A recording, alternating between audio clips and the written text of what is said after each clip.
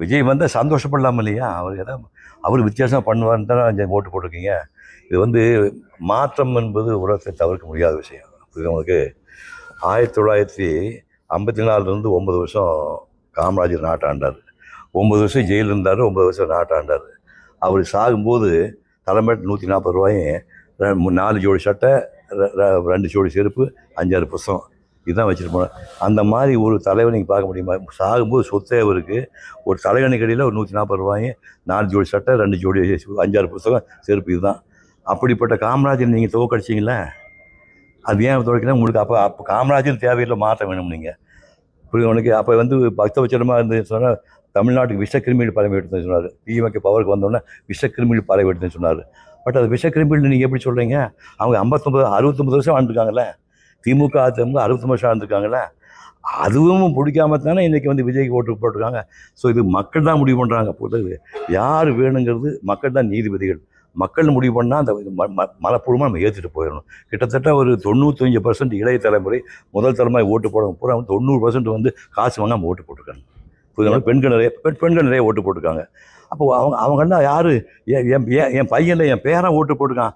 அவன் பேரன் தான் அடுத்த வாழ போகிறவன். நான் 5 வருஷம் அது சேர்த்து போக போகிறேன். அந்த தலைமுறைக்கு வந்து எங்களுக்கு ஒரு சரியான தலைவன் முடிவு பண்ணும்போது அதை தப்புன்னு சொல்லுது. நீங்கள் யார்? அது நல்லது பண்ணுவான்னு நம்புவோம்.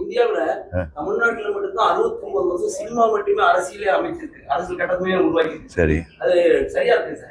அது சரியா துறை சேர்ந்தவர்கள் மட்டுமே அரசியலே அமைச்சிருக்கு சார். நீங்கள் காந்தி காலத்திற்கு அது முந்தின காலத்தில் வந்து அரசியல் தலைவர்களுடைய தாக்கம் வந்து ஜாஸ்தி இருந்தது. நாட்டு விடுதலைக்காக பாடுபட்ட தாக்கம் ஜாஸ்தி இருந்தது. அதுக்கப்புறம் வந்து மக்களை ஈர்த்தவங்களே க்ளோஸ்அப்பில் சினிமாக்காரங்க தான். நம்மளுக்கு நாடு சுதந்திரம் முடிஞ்சப்போ பார்த்தீங்கன்னா என்டி ராமாவாகட்டும், எம்ஜிஆர் ஆகட்டும், சிவாஜி ஆகட்டும், ஜெயலலிதா ஆகட்டும் க்ளோஸ்அப்பில் வர்றாங்க வந்து. ஸோ இவங்க தான் மேட்னி ஐடியல்னு சொல்கிறீங்களா, இவங்க ஐடியல் ஆகிடுறாங்க. ஸோ இவங்க இப்போ அந்த படத்தை வெளியாக சொல்கிறதும் வெளியே சொல்கிறது வந்து ஜனங்களுக்கு ரொம்ப பிடிக்குது. அதனால தான் அவங்களுடைய ஸ்டார்டிங்லேருந்து பாருங்களேன். இப்போ கருணாநிதி வந்து அண்ணாவை சினிமாவுக்கு வசனம் எழுதுனது தானே, நேரடியாக சினிமாக்குள்ள வழியாக தான். சினிமாவுக்கு பல ஒரு வேலைக்காரி படத்துக்கு வசனம் எழுதுனது தான். அதுமாதிரி கலைஞர் வசனம் எழுதுனது தான். இன்னும் சொல்லப்போனால் அவர் காகித பூவை இன்னும் பல நாடகம்லாம் ஒன்று நடிச்சிருக்காரு. மனோரமா கூட கலைஞர் நாடகம்னு நடிச்சிருக்காரு. பேசிக்கலி நடிகர் அந்த வந்தவர். அப்புறம் அந்த குரூப்பில் தான் படித்தது எம்ஜிஆர் வந்தார், ஜெயலலிதா வந்தார், விஜய் வந்து நாகரா வந்திருக்கோம். அப்போ நம்மளுக்கு அந்த அது மக்களுக்கு வந்து அதிகமாக நெருக்கமாகறவங்க வந்து மற்ற ஆளுகளை விட சினிமாக்காரங்க. அதனால தான் அந்த குரூப் எழுதுவாங்க.